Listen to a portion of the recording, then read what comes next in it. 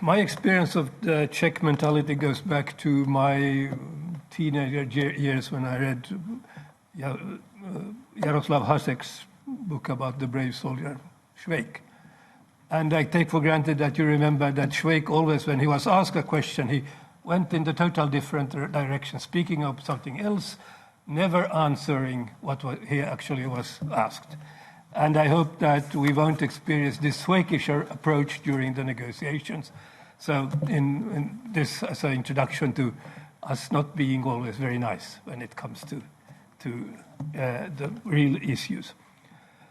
You also mentioned the Velvet Revolution in your remarks, and my experience of Czech politics actually goes back to '68, and I still remember the name of the guy who burned himself of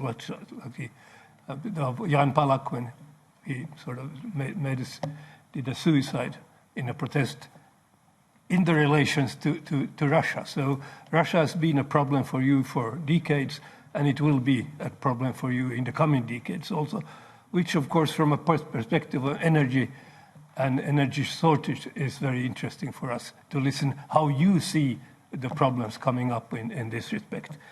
We know that you have extreme serious problems with the bark beetle, and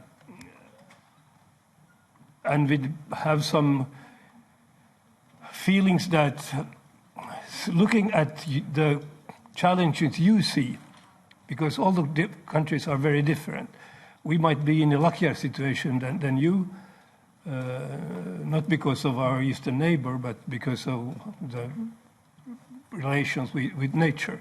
So for us, it would be very interesting to understand in which way you look at the challenges coming up and in which way you are going to tackle them, and then in which way you are not going to follow the brave soldier's example, evading the questions. Thank you.